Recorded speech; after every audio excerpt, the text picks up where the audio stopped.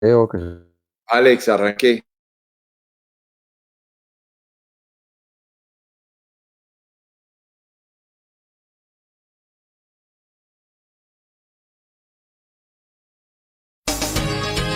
Colombia palpita desde las regiones. La verdadera realidad nace en sus ciudades y pueblos. La plataforma informativa que integra a Colombia amplía sus alianzas para conformar la mayor red de canales locales del país. Channel Plus ahora es CNC Plus. CNC Plus, cobertura desde todos los sitios donde Colombia late, donde se produce la realidad que otros medios no muestran. CNC Plus integra a Colombia.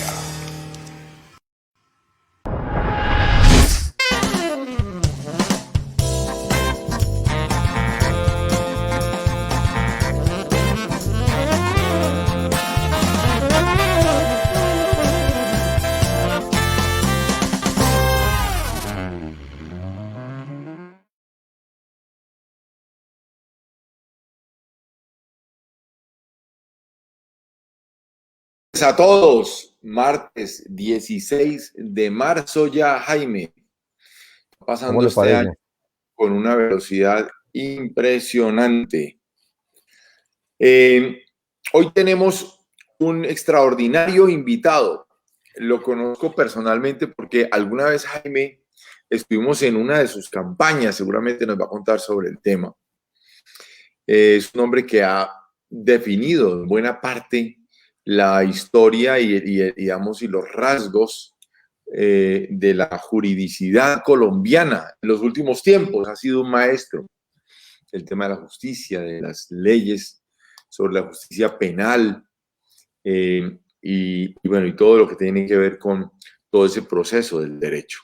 Alfonso Gómez Méndez, estamos esperando que ya entre a la sala para acompañarnos. Mientras tanto, un bienvenido muy grande para usted, Jaime. Como te das cuenta, estamos ya transmitiendo desde la oficina, desde la casa en la ciudad de Pereira. Adelante, Sí, Jaime. lo veo de nuevo en la civilización. Bienvenido al club de los probables infectados. Y hablando de infectados, arrancamos con el tema dramático del COVID. Volvimos a subir.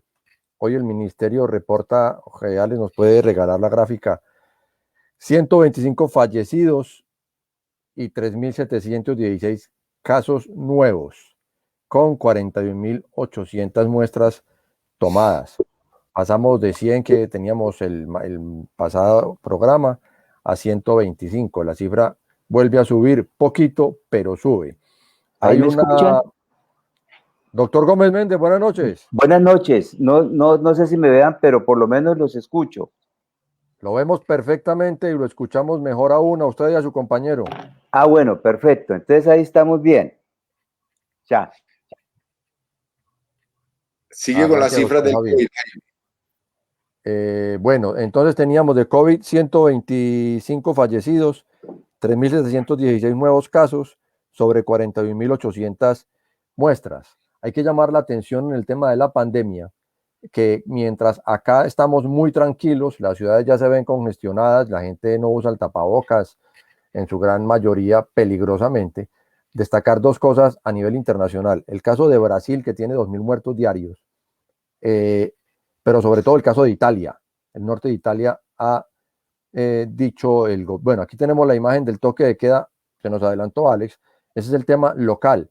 Santa Marta está de nuevo en una situación grave con sus unidades de cuidado intensivo. Y en lo que reportábamos de Brasil, es que Brasil tiene más de 2.000 muertes diarias, con un gobierno que ha ignorado la realidad de la pandemia como es el de Bolsonaro. Y en el caso de Italia, el norte de Italia ha vuelto al confinamiento. Una situación gravísima porque de Italia supuestamente era que veníamos aprendiendo. En Italia los vuelven a confinar y en otros países de Europa están en la misma, en otras ciudades. Y parece ser que si todo transcurre dentro de la normalidad de la pandemia, o sea, dentro de lo que se calcula que puede ser lo regular, la situación de Europa se va a replicar acá, con una cosa mucho más grave, y es que a nosotros creo que no nos vuelve a encerrar ningún virus, por grave que sea, con esta indisciplina social que mantenemos.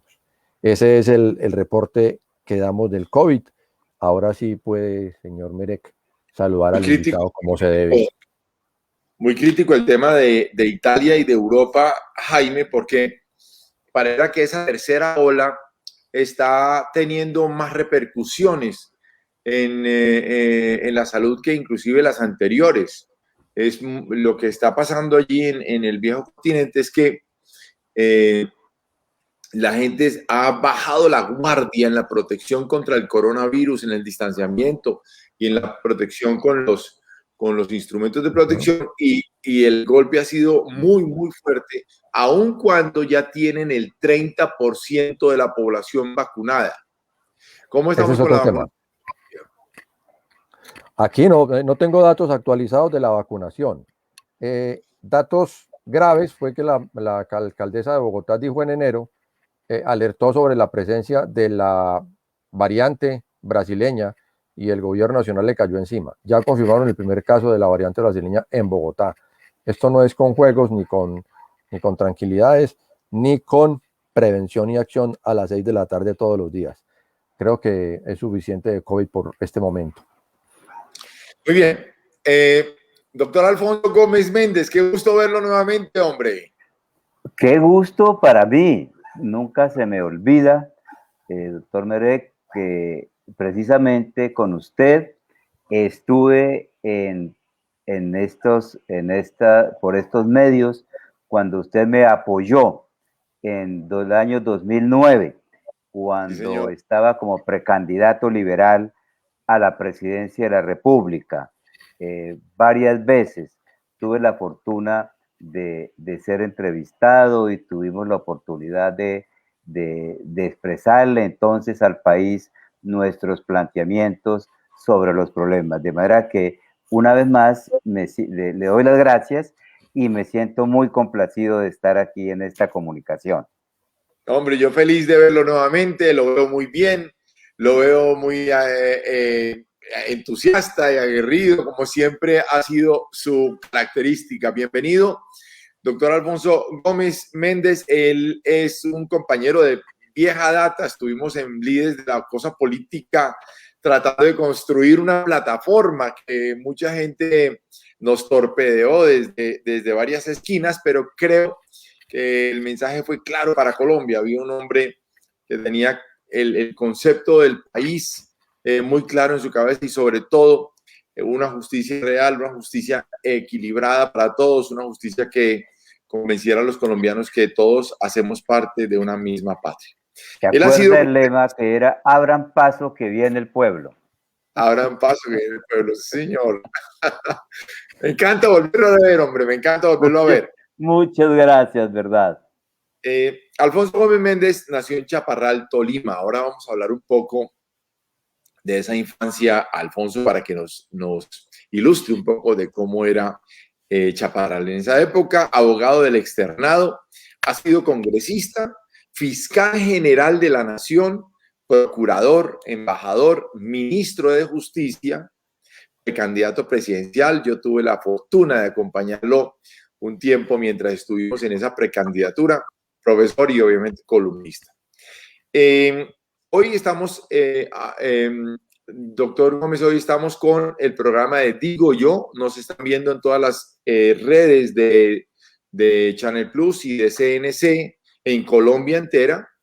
Y bueno, estamos muy, muy contentos de tenerlo aquí con nosotros. Para empezar, cuéntenos un poco de ese Chaparral del que usted se acuerda, de ese padre que era sastre y de su señora madre y los primeros inicios, digamos, de las aventuras de Alfonso Gómez Méndez en Chaparral y en los alrededores de esa ciudad. Pues muchas gracias, mire, como buena parte del país sabe, yo, porque siempre suelo hablar de eso, suelo hablar de mis orígenes humildes. Mi papá era, como yo suelo decir, un negro andariego del norte del Cauca, de Miranda, Cauca, que llegó primero a Girardot, donde estoy ahora, las cosas de la vida. Aquí conoció a mi mamá y mi mamá pues había nacido en La Mesa, pero toda su familia de Chaparral y entonces se fueron a vivir a Chaparral. una familia numerosa. Papá, pues a mí en mi caso me enseñó también de muy niño la sastrería. Yo lo primero que aprendí a hacer fue a pegar botones y hacer ojales. Tuvimos no tuvimos miseria, pero tuvimos unas dificultades en la infancia. Yo prácticamente hasta los 10 años vivía en una casa de piso de tierra y techo de paja, y solo a esa edad vine a conocer la luz eléctrica en la casa y comencé en la escuela pública, en donde a pesar de que apenas recibían a los niños a los 7 años, yo me hice recibir de los 6, insistiéndole a una bella profesora que era la profesora Beatriz de primaria. Allí transcurre mi infancia en medio del chaparral de la década del 50, violento. Ustedes saben, buena parte del conflicto armado comenzó en el sur del Tolima, primero con las guerrillas liberales de esa época y luego por el surgimiento de las FARC. Pero de todas maneras tuve una infancia feliz porque tuve un hogar formado, porque mi mamá le ayudaba a mi papá en la casa, en las labores de sastrería, y nosotros llegábamos de la escuela y teníamos ahí a la mamá. Y por cierto, había una norma en esa época que ahora se pudiera repetir, de que los niños no los puedan recibir a la escuela antes de los 7 años para que puedan estar con la mamá. Yo de hecho aprendí mis primeras letras con una pizarra y un gis que me enseñó mi mamá. Luego paso al colegio, al único colegio que había público, el colegio Manuel Murillo Toro, que es también otra de las cosas de las que suelo hablar, de que los chaparralunos teníamos como toda una tradición de 3 presidentes de la República, de los cuales siempre nos hablaban desde la escuela y eran los referentes. Yo no paso ese examen para el colegio porque tengo una letra absolutamente ilegible, pero yo sabía que tenía ese motor interior que debía estudiar, y entonces, sin decirle a mi papá ni a mi mamá, me iba todos los días al colegio a pedir que me recibieran. Y un día yo me iba cual lagarto, de 8 a 12 y de 2 a 6, hasta que cerraran el colegio, a decirles que me hicieron el examen oral, que por favor no me fueran a dejar por fuera, porque si yo no podía estudiar tendría que irme a hacer sastre, hasta que un día el secretario del colegio le dice al rector, que era alguien de apellido Bayona, le dice: Bayona, recibamos a este muchachito, porque Quítemelo con de esas ganas, perdón, quítemelo de encima. recibamos a este muchachito, porque con esas ganas que tiene de estudiar, por lo menos va a ser ministro. Esta historia es muy larga porque terminó parte en París. Años después, ya yo era embajador en Austria, se cumplían 3 años de la muerte de Luis Carlos Galán, y Gloria Pachón nos llamó a los amigos de Galán, que éramos embajadores en esa época, yo era en Viena, para invitarnos a una misa en la Église de la Madeleine, y yo fui. Gloria era embajadora en la UNESCO, y de pronto se me acerca la que había sido la secretaria de Galán, a quien yo no conocía, pero con quien he hablado, y me dice: doctor Gómez, usted es del Tolima, ¿no? Le digo: sí, del Tolima. Me dice: es que yo cuando era niña, pasaba mis vacaciones en Chaparral, porque mi papá era el rector de un colegio. Y yo le dije, inmediatamente hice la asociación, y le dije: su papá se llama, yo pensaba que estaba vivo, Valentín Páez Valero, es de Cúcuta, usa corbatín, tiene una gran figura y le gusta mucho una canción que se llama Ladrona de mi corazón. Esta muchacha, que era la secretaria de Galán y que nos comunicaba por teléfono, comienza a llorar y a llorar, a decir que no es posible que una persona como yo le hable de su padre en París, que ya estaba muerto. Y le dije: es que le quiero decir que en buena parte estoy aquí en París gracias a su papá. Y le conté la historia.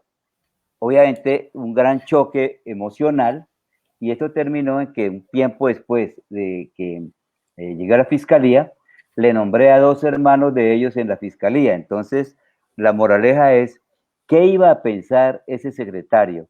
Que cuando le ayudaba al muchachito descalzo que no lo dejaban entrar al colegio, le iba a estar ayudando a sus propios hijos. Esta historia la conocía Juan Manuel Santos, presidente, y una vez que fue a Chaparral conmigo, fue al colegio y le dijo, por este muchacho que no, claro, ya no tan muchacho ahora, ¿no?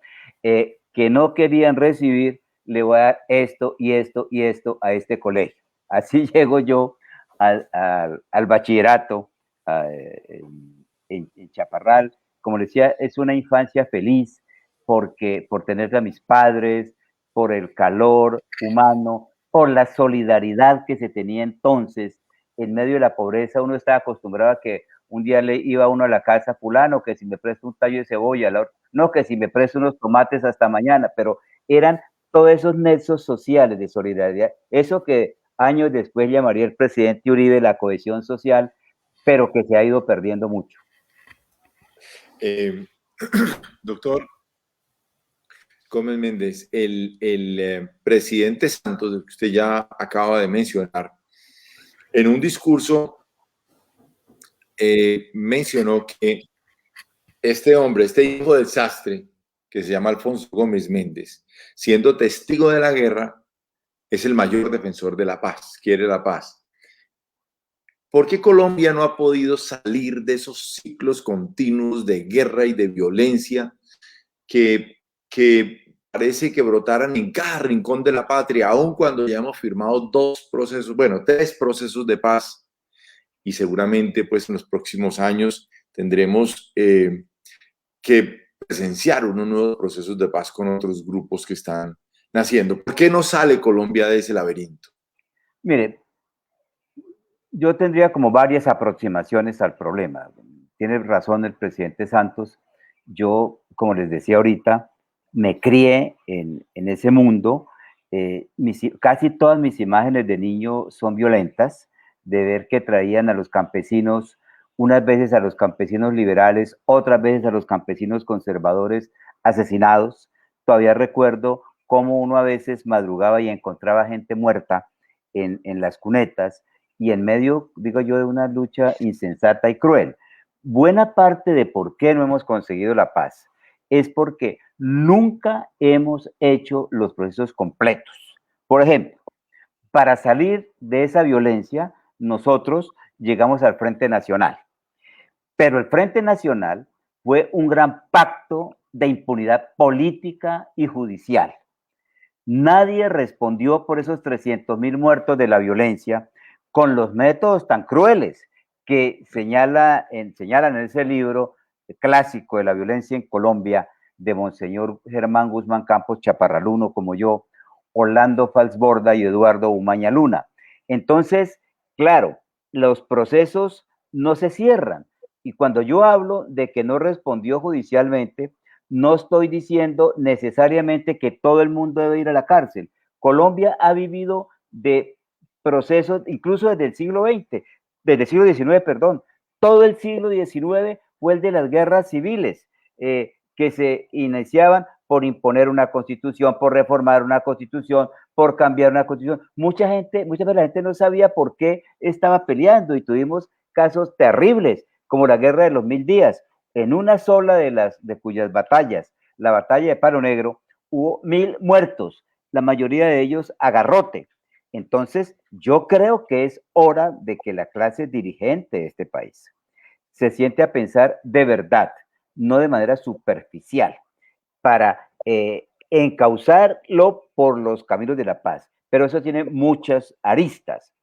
Primero, el que se sepan las verdades. Yo he dicho que muchas veces, más que la cárcel, lo que se necesita es la verdad, que sepamos qué pasó. Pero aquí hay una especie de pacto de silencio. Yo he oído en estos días decir, no, es que si habla Mancuso, si habla Rodrigo, si habla Timochenko, si se ponen de acuerdo, entonces no queda piedra sobre piedra. Pues construimos un nuevo país. Pero lo que no podemos transmitirle a las nuevas generaciones es un país de mentiras. Eso de un lado.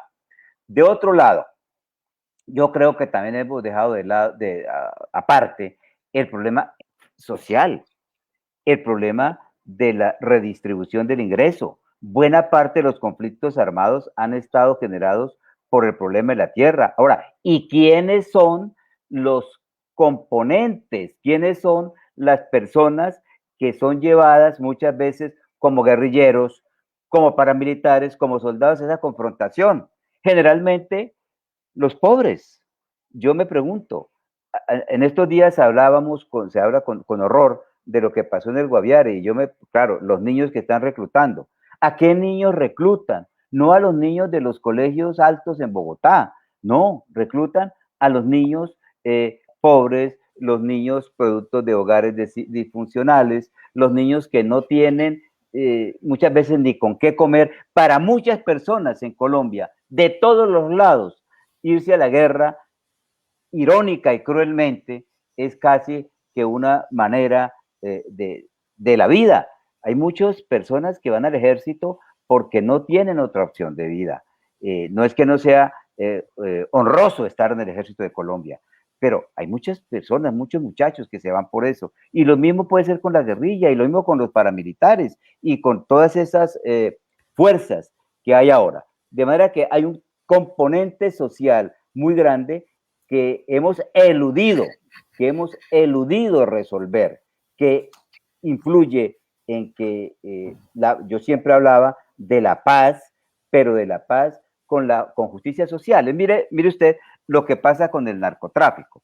Aquí lo concentramos en los cultivos ilícitos, pero ¿por qué la mejor manera de combatir los cultivos ilícitos es una reforma agraria? Es una reforma agraria integral. Los campesinos no cultivan coca porque quieran, por el placer de hacerlo, sino porque no hay otra opción. Lo mismo los que se involucran como mulas, pero no hemos afrontado el tema seriamente, el tema de los precursores químicos, el tema del lavado de activos, el tema del enriquecimiento, el tema del consumo. Entonces, resolver el problema de la paz pasa por resolver muchos otros de los problemas de esta nación que hemos ignorado de manera permanente. Doctor Gómez Méndez, ¿usted cree que hacia el futuro vamos a tener más procesos de paz truncos por falta de compromiso de la clase política con una solución integral que incluya también la llegada de la modernidad al campo, de la educación, de la salud al campo? Claro, es que, es decir, hay que buscar esos procesos de paz, pero no centrarnos en la firma de los documentos.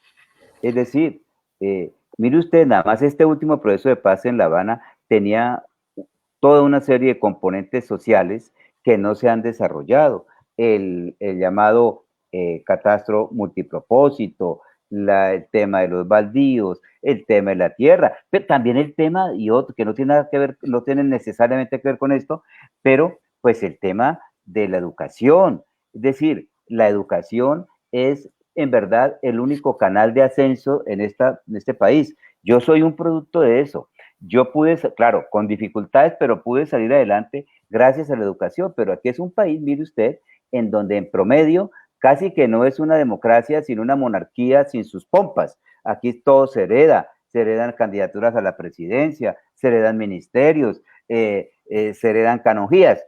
No, yo sueño con un país en donde haya igualdad de oportunidades, en donde todos, como dice la Constitución, seamos iguales en las oportunidades. Obviamente, cada cual con su talento, con sus capacidades, escogerá uno u otro camino, pero parecería que aquí como que se nace con el signo de la pobreza o con el signo de la riqueza, y yo creo que eso es lo que hay que cambiar. Yo sí creo que podemos tener un país mejor. Yo sueño con un país mejor. Eso lo planteaba como precandidato liberal en el año 2009. Desde luego, el destino de este país no tiene que ser la guerra. Todo esto que está pasando, cada niño muerto, cada soldado muerto, porque es que a la gente se le olvida que los soldados y los policías son hijos de los pobres, son los muertos, los están poniendo los pobres de esta nación, de todos los lados. Entonces, es muy fácil de incitar a la guerra cuando uno no está involucrado. Es muy fácil, continúen la guerra, pero con los hijos ajenos. Continúen la guerra, como yo decía en esos programas, y con los hijos de los pobres. Hay que buscar una salida, hay que encontrarla, pero hay que tener imaginación, hay que tener audacia, hay que tener capacidad de rectificación. Adelante. Doctor Méndez, gracias David. Doctor Méndez, usted tiene el estudio, la experiencia, el recorrido, la inteligencia. Ahora que habla usted del estudio, la educación es lo único que da movilidad social. Eso está demostrado en todas partes a través de la historia. ¿Por qué usted no fue presidente de la República? Pues mire, pero primero me deja echar una anécdota sobre la movilidad social. Sus anécdotas todas son muy buenas. Adelante, doctor. Y luego le explico por qué. Mire, como le decía, por todas esas consideraciones, para estudiar, yo llego a Bogotá con 2 mudas de ropa, la verdad, y a mí me recibe un chaparraluno por allá en una casa de inquilinato, en fin, y muy pronto consigo trabajo como profesor de historia y geografía, y bueno, cuando comienzo a estudiar, yo trabajaba en juzgados, que eran la mayoría en el centro, e iba a un restaurante que es en la calle 22, que se llama el restaurante Guadarrama, que era un español que había casado con una colombiana, entonces era una comida abundante y barata.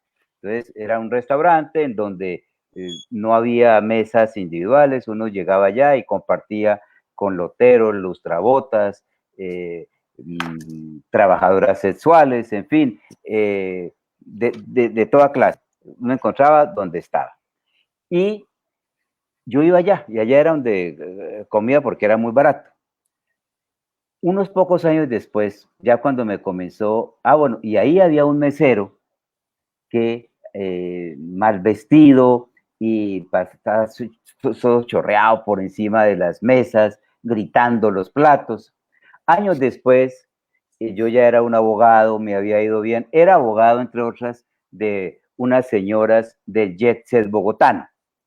Entonces me invitaron a un restaurante en el norte y en ese restaurante, era un restaurante todo sofisticado, de pronto llega una especie de, no chef propiamente, pero vestido elegantemente a explicarnos la maduración de los vinos y todas esas cosas.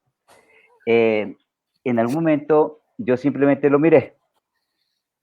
Cuando se fueron las señoras al baño, él viene y él se queda mirándome y me dice, usted es Alfonso, ¿no? Y le digo yo, y usted es Uriel, ¿no? Resulta que él había hecho un curso en el SENA y se ha convertido del mesero del Guadarrama al catador de vinos de un restaurante. Yo le dije, Uriel, el hecho de que usted y yo estemos aquí es una muestra de la movilidad social de este país. De manera que la educación es la que puede transformar la nación. Ahora, ¿por qué no fui, diría, presidente?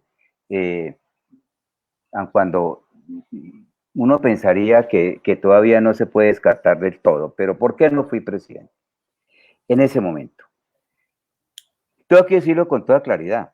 Yo tenía todas las condiciones para ser el candidato del liberalismo y me da pena hablarlo aquí con personas vinculadas a Pereira.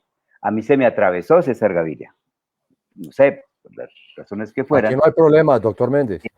Y él era el jefe del partido y como jefe del partido impuso a Rafael Pardo como candidato, con las consecuencias de que casi perdemos la personería de los liberales. Pero ¿cómo me gana? Porque como tenía la dictadura de los avales, que creo que todavía la sigue conservando, entonces los parlamentarios no me apoyaban porque entonces no tenían el aval para llegar al Congreso. Y además también por otra razón. Yo creo que este es como otro país. Yo pertenezco a una generación en donde se llegaba a la presidencia de la República después de una larga carrera de formación, como es en mi caso, que pasa por muchas cosas, y de un momento a otro entramos en una etapa en donde se es presidente por haber pronunciado una frase, por decir cosas obvias como que la vida es sagrada o que los recursos públicos son intocables, o por inventarse una populista consulta anticorrupción que no servía para nada, o por, bueno, y por la herencia también, pero... O por el que diga Uribe. Exactamente, por el dedazo de que hablan los mexicanos. Yo espero que algún momento, pues, el país reaccione y considere que a la jefatura del Estado deben llegar personas con peso, con experiencia, con capacidad para comprender los problemas del país, con conocimiento no solamente de la estructura del Estado, sino con conocimiento del país, con toda su complejidad y con todos sus matices. De manera que yo lo digo sin falsas modestias, tenía todas las condiciones para haber disputado en ese momento la candidatura presidencial. Cuando la busqué y se me atravesó, y luego vino pues ya lo que fue la avalancha del presidente Uribe con sus reelecciones, y como que no se han vuelto a dar condiciones. Usted ve que ahorita lo que vemos es una cantidad de candidatos, autocandidatos o candidotes, como que, como dicen los costeños, todo el mundo comenzó a pensar que el mango estaba bajito, hasta el punto de que tenemos hoy presidentes para 2 siglos, porque hay 50 candidatos y se eligen 25 presidentes en cada siglo. Eso si no le da por prolongar 2 años más el mandato, como se rumora que quiere hacer ahora el presidente actual. Adelante, Javier.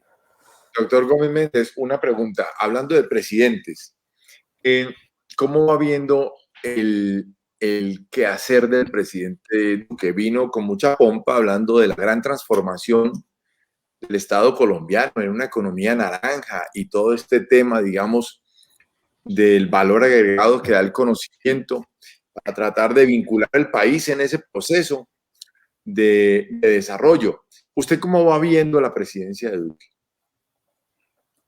Pues mire, yo tengo que hacer la claridad de que yo hice una columna apoyando al presidente Duque en su momento, porque yo tengo con él incluso pues una relación personal. Es más, creo que cuando está en el Senado, algunas veces hablamos, y una vez hablamos de la posibilidad de hacer una biografía de Darío Echandía. Y una persona que admira a Echandía, pues no puede ser una persona de derecha, pero veo con dificultad, no con dificultad, con cierto pesar, que como que han pesado más otras fuerzas en el gobierno que lo que yo pensaba. Me parece que esa tendencia a gobernar con el círculo más estrecho, pues no hace bien, porque los gobernantes tienen que trascender muchas cosas. Yo señalaba que yo no hubiera, por ejemplo, yo tuve muchos amigos con los que jugaba trompo en Chaparral, pero no se me ocurrió ponerlos de viceprocuradores ni de vicefiscales, solamente por eso, de viceministros cuando está en el ministerio. Yo creo que probablemente esa puede ser una de las razones. De otro lado, me dicen que se irrita mucho con las críticas, y yo pienso que uno debe acostumbrarse a tener gente, sobre todo los gobernantes, tienen que tener gente que les diga no lo que ellos quieren oír, que es lo que normalmente hacen los aduladores y que hace mucho daño, sino precisamente lo que no quieren oír. Y yo hubiera, es verdad, ha avanzado en algunas cosas, en el orden social, el presupuesto de la educación, por ejemplo, hay que reconocerlo, ahora es el más alto en toda la historia de Colombia y eso es muy importante y va en la dirección correcta. Pero de pronto en eso pudo faltar un poco más de audacia para el cambio. Y hablando, digamos, de otro perfil de candidato, es el candidato Petro. ¿Por qué el país le teme tanto a Petro? ¿Cuál es la razón por la que Petro, digamos, una gran parte del país empieza a graduarse como un hombre peligroso? Pues mire, yo no lo veo tanto así. Naturalmente no soy petrista, pero como liberal que he sido, liberal de los de antes, no liberal de los de ahora, es más, no liberales gaviristas, para decirlo muy claramente, como liberal, el liberalismo pues ha estado cerca también de posiciones de izquierda. Recuerden que Alfonso López Michelsen, con el MRL, hizo una gran alianza, incluso en esa época, con el Partido Comunista. Inclusive, si uno ve los planteamientos de Petro, yo no veo que él diga que hay que expropiar, que hay que acabar con la propiedad privada. No, los planteamientos van, que son, entre otras cosas, quien sea elegido tiene que cumplir la Constitución.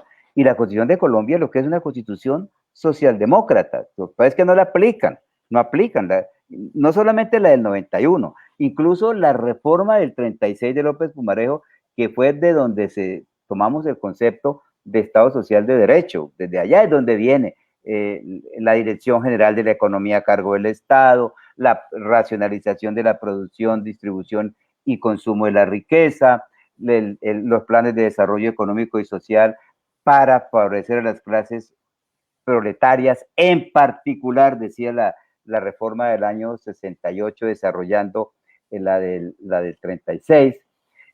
¿Qué veo yo? ¿Cuál es el problema que la gente le ve a Petro y que puede tener cierta razón? Es el tema de la personalidad. Una personalidad que la gente percibe como un poco autoritaria.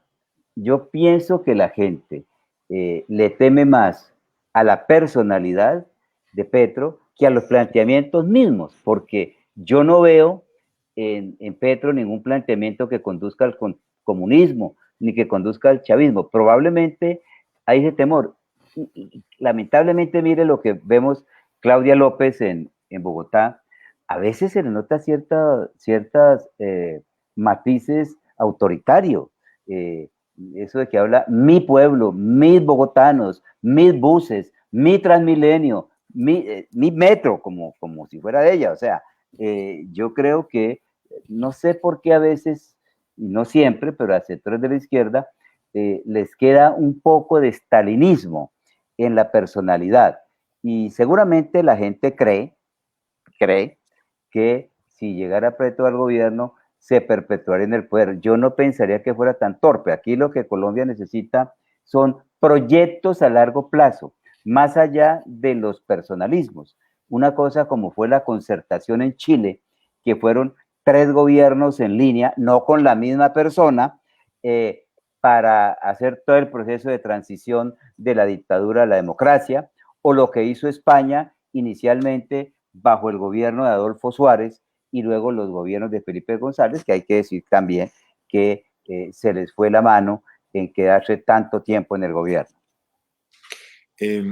Doctor Gómez Méndez, pues esperemos que una llegada de Petro no quiera decir perpetuidad en el poder, pero haciendo un poco una evaluación del Partido Liberal, ¿qué le deja el Partido Liberal al país según su criterio? Lo bueno, lo malo, lo feo. ¿Qué rescata usted del Partido Liberal como grandes aportes a la patria? ¿Qué cree que le faltó y qué cree que fue muy grave? No, mire, yo creo que, claro, todo esto es de mi perspectiva.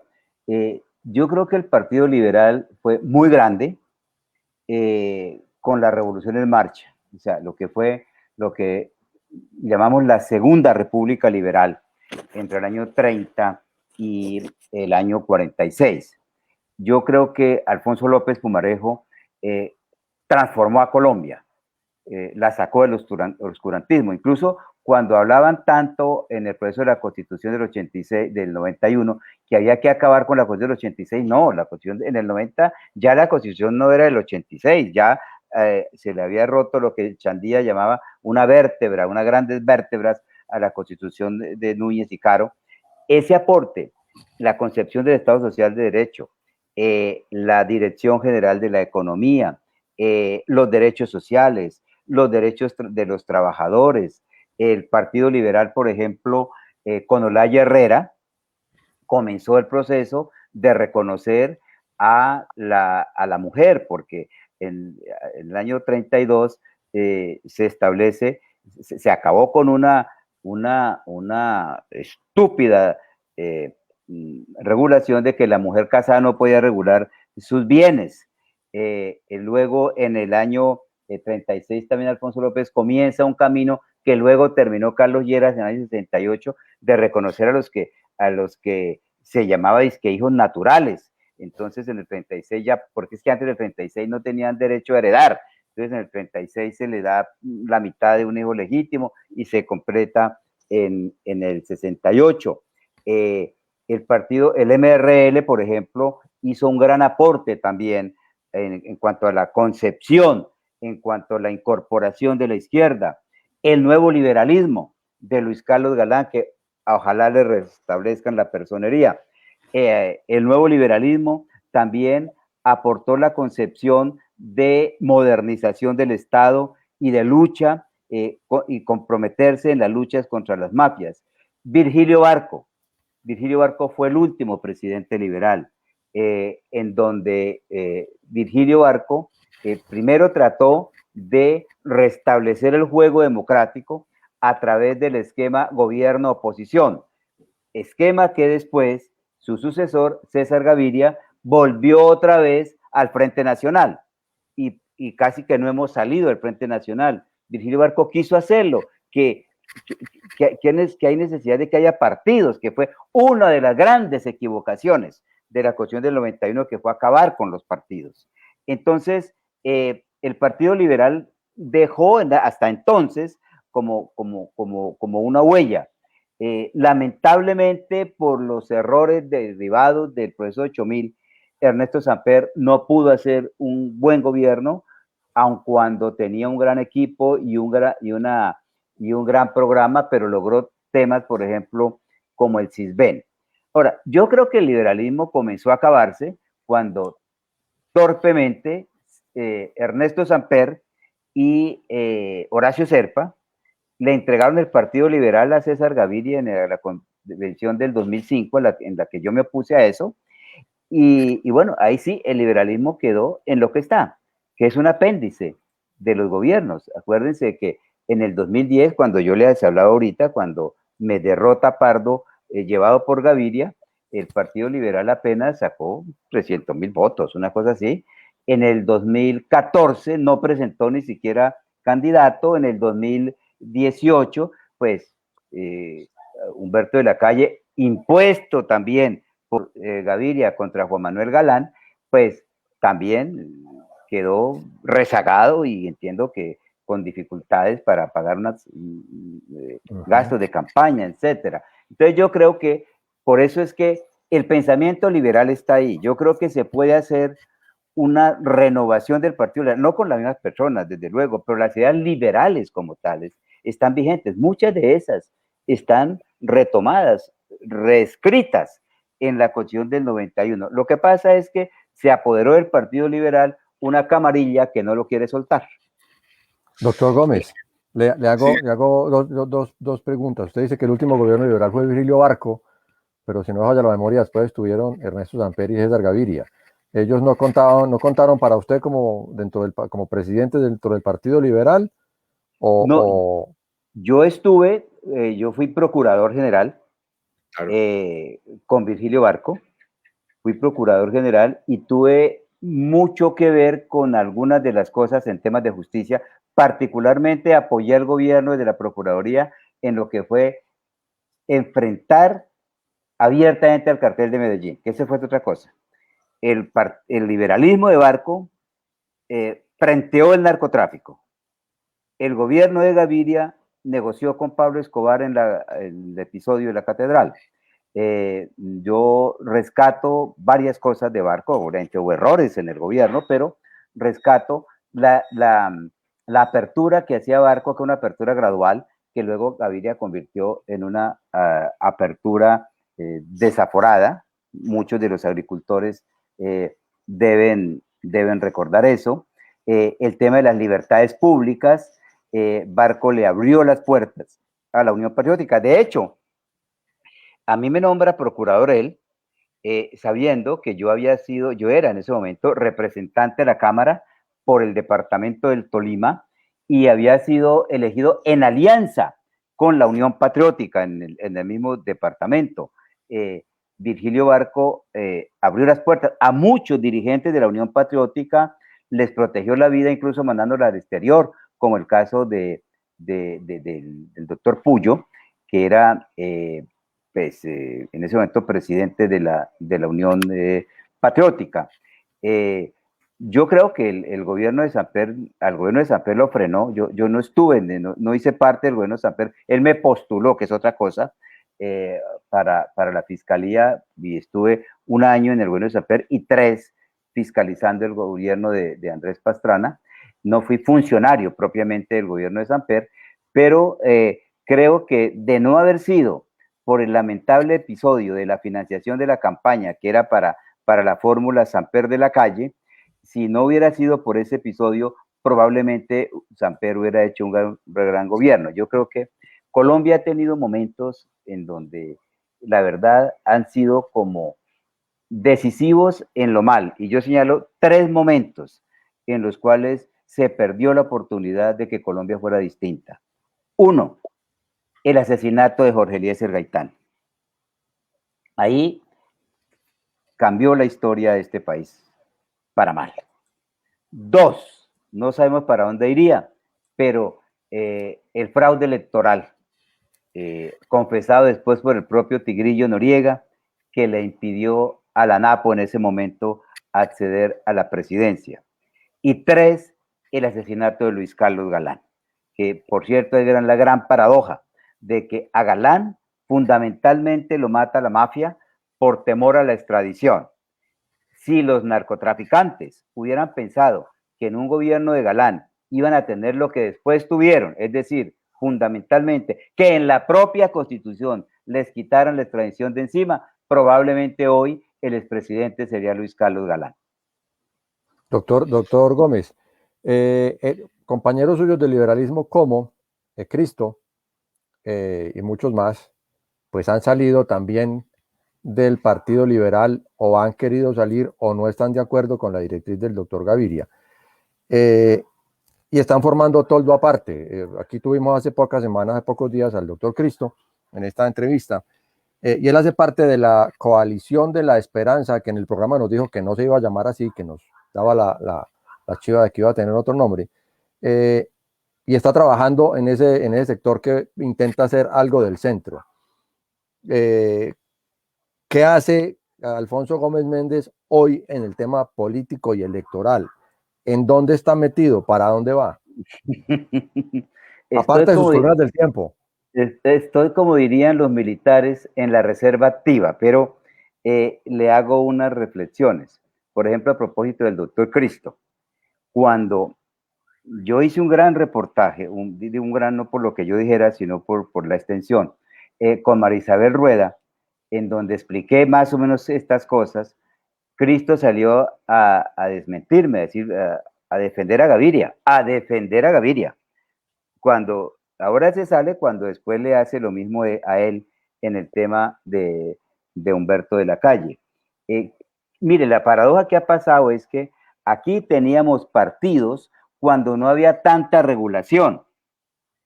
Antes del 57 la Constitución ni siquiera hablaba de partido liberal y conservador o comunista.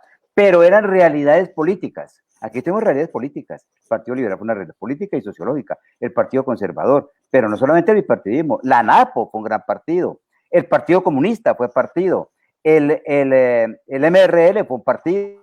El neoliberalismo fue un partido. Entonces, comenzamos con tanta regulación y terminamos, se convierten en fábricas de avales. Y entonces vemos, por ejemplo, al doctor Fajardo, que una vez hizo elegir por la ASI, hágame el favor, por la Alianza Social Indígena. Antanas Mockus, con sus rasgos lituanos, se hizo elegir también por la Alianza Social Indígena. Otros dicen que por los afrodescendientes. Lo que hoy llaman es el Partido Verde, realmente es una conjunción de personas, pero que no tiene nada que ver con los partidos ecologistas de Europa. Acuérdense que en el año 2010, perdón, hubo lo que llamaban la Ola Verde, pero que entonces eran Peñalosa, Antanas Mockus, Lucho Garzón, y el Partido Verde, curiosamente, tiene origen con Carlos Ramón González, de un antiguo dirigente del M19, y en algún momento también pasó por allí Luis Alberto Gil. Luego, una de las cosas que hay que hacer es rehacer la política, rehacer la política. Yo no voy a estar, desde luego, distante. En este momento estoy apoyando la posibilidad de que se restablezca la personería del nuevo liberalismo, porque yo creo que una vez que eso pase, ojalá pase, pues muchos liberales tendremos como una sombrilla para opinar a nombre del liberalismo, y hablo de los que se han ido antes: Cecilia López, Piedad Córdoba, todos, no sé, perseguidos por César Gaviria, no sé. Entonces, no, yo no voy a estar distante, no voy a estar tan distante del proceso electoral. Doctor Gómez Méndez, ahora, como no vamos a estar distantes del proceso electoral, le voy a poner una prueba.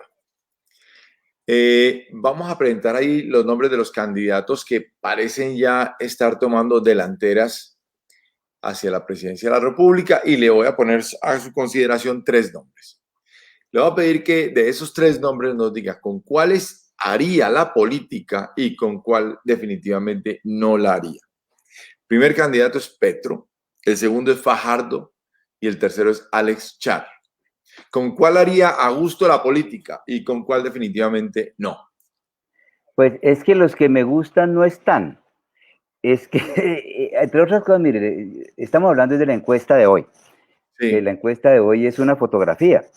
Entre otras cosas, yo he sostenido siempre que en Colombia uno no puede planear a más de 2 meses, porque las cosas cambian dramáticamente. Miren, en el año 98, por ejemplo, en esa campaña, tuvimos varios presidentes: Horacio Serpa, Noemí Sanín, el general Bedoya, Andrés Pastrana, y al final pasó otra cosa. Ni qué decir con el fenómeno Uribe en el 2001, 2002. En el 2001, noviembre, el presidente era Serpa. Ahora, pero si me pregunta a título ya... de esos 3 candidatos, ¿con quién haría gusto la política y con quién definitivamente no? Pues, dijéramos, no tengo prevenciones. Con prevenciones, no, con ninguno de ellos. Tengo casi que con todos en algún momento de mi vida he hablado, pero no veo que las cosas estén tan claras como hoy parece. Lo que yo diría es que hoy no están todos los que son, ni son todos los que están. Muy bien, entonces no tenemos respuesta sobre con quién nos encarrilaríamos para una campaña a nivel nacional. En temas de derechos fundamentales de nuestra sociedad, ¿hemos logrado conquistar los derechos fundamentales para los individuos? ¿Hemos avanzado en eso, doctor Alfonso Gómez, o realmente hemos retrocedido en muchos de esos derechos? ¿Cuál es su opinión? Mire, Colombia es un país que padece una esquizofrenia institucional, en donde la realidad jurídica va de un lado y la realidad del otro. Evidentemente, la Constitución del 91, que yo he criticado mucho por sus orígenes, porque evidentemente fue producto de un golpe de Estado institucional, es muy buena en la parte dogmática, muy mala en la parte orgánica, es en cuanto a la organización del Estado, pero eso es harina de otro costal. Pero en la parte dogmática, que es de los derechos, pues es un modelo. Lo que pasa es que un modelo que no se ha cumplido. Y yo siempre digo, si uno se pone a leer la Constitución, en Colombia está garantizada la vida, honra y bienes, y las masacres. Todo colombiano tiene derecho a una vivienda digna.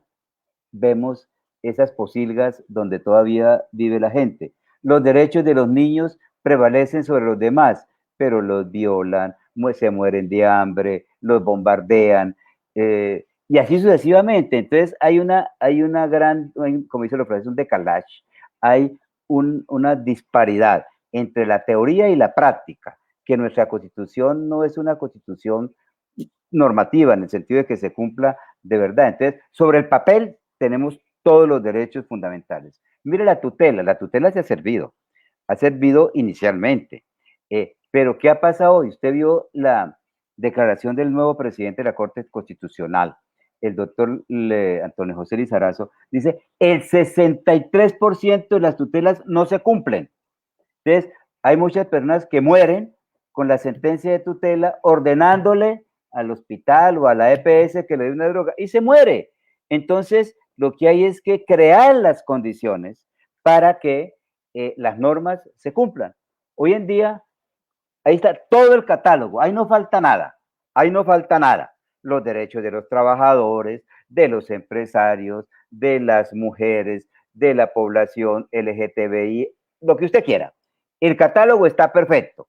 Por eso es que con razón, y no pensando en la Constitución del 91, porque él no alcanzó a vivir para verla, pero sí a propósito de la democracia colombiana, el maestro Echandía decía que era una especie de orangután con sacoleva. O sea, las formas muy bonitas, pero el cuerpo muy malo. Y muy feo. Estamos ya llegando al final del programa, Jaime, y como siempre, quisiéramos escuchar de nuestro invitado unas calificaciones, el doctor Gómez Méndez. Le voy a hacer unas preguntas, usted me va a calificar de 1 a 10 la gestión del gobierno frente a estos temas. Educación en Colombia, de 1 a 10, doctor Gómez Méndez. No, yo creo que en educación el gobierno puede ser claro, yo soy profesor, pero de Derecho Constitucional ahora, pero no sé, un 7.5 porque sí ha avanzado. Gestión del Partido Liberal en estos últimos gobiernos, de 1 a 10. Ya no se puede calificar 0-0, porque dicen que hay que poner por lo menos 1 por la asistencia al examen, pero yo creo que por ahí un 2. Un 2. Manejo de la pandemia de parte de este gobierno. Bien, en términos generales, es decir, 6.5, 7. Yo creo que en términos generales bien, porque esto pues nos cogió desubicados a todos. Aun cuando solamente han traído vacunas para el 2% de la población. Sí, yo creo que ahí en eso todos estamos aprendiendo. Sí, hubiera podido ser mejor, por eso es que no le doy 10. Muy bien. Relaciones internacionales. Pues a mí me queda ahorita difícil opinar. Yo hago parte ahorita de la Comisión Asesora de Relaciones Exteriores, pero ha habido fallas y sí, permítanseme una calificación genérica, decir que no nos ha ido tan bien. Muy bien. Y finalmente, implementación del proceso de paz y los acuerdos. Difícilmente superior a 5. Está muy difícil la situación del proceso de paz. Usted siempre... Particularmente por el tema de la violencia y el asesinato de líderes sociales y de desmovilizados que no para. ¿Usted qué balance le hace a la JEP como última pregunta antes de que se termine nuestro programa? Jaime ya me está haciendo caras que estamos cerrando, pero quisiera conocer un poco su balance de la JEP y si siente que las amenazas que tiene la JEP y el manoseo que le hacen desde todos los renglones de la política nacional la van a dejar continuar con tranquilidad y sobre todo con holgura para adelantar su proceso.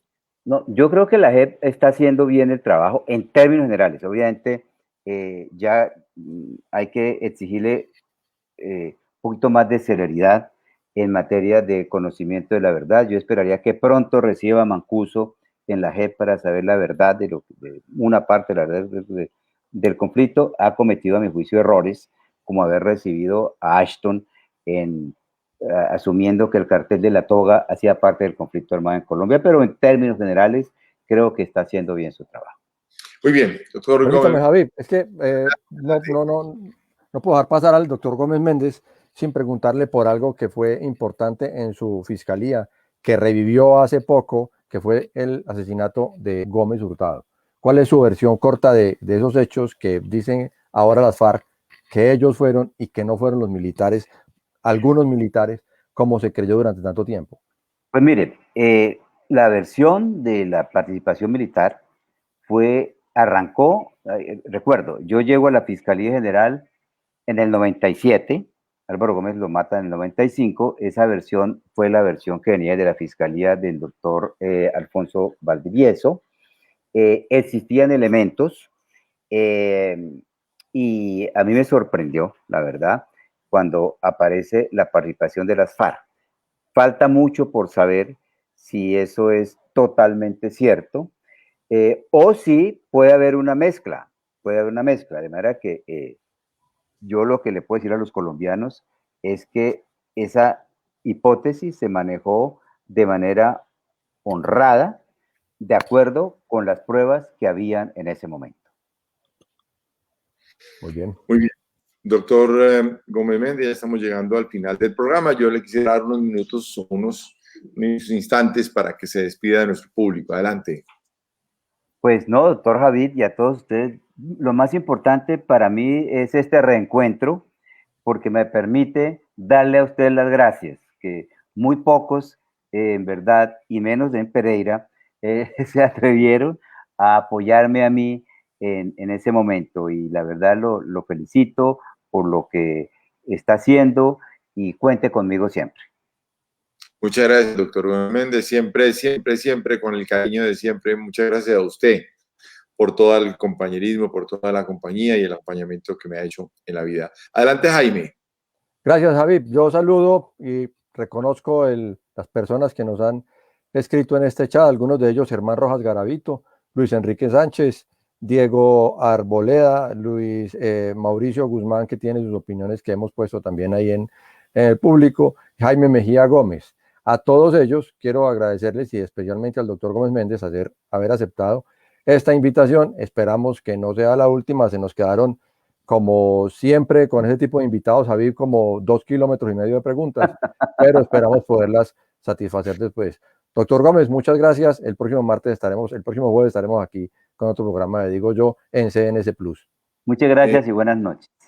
Muchas gracias a todos, muy amables. Ahí lo tienen, Alfonso Gómez Méndez, un hombre que tiene una estatura política suficiente para liderar el país, pero sobre todo ayudarnos en esta necesidad absoluta de convivir en paz. Muchas gracias a todos. Nos estamos viendo la próxima semana. Muy amables. Colombia palpita desde las regiones. La verdadera realidad nace en sus ciudades y pueblos. La plataforma informativa que integra a Colombia amplía sus alianzas para conformar la mayor red de canales locales del país. Channel Plus ahora es CNC Plus. CNC Plus, cobertura desde todos los sitios donde Colombia late, donde se produce la realidad que otros medios no muestran. CNC Plus integra a Colombia.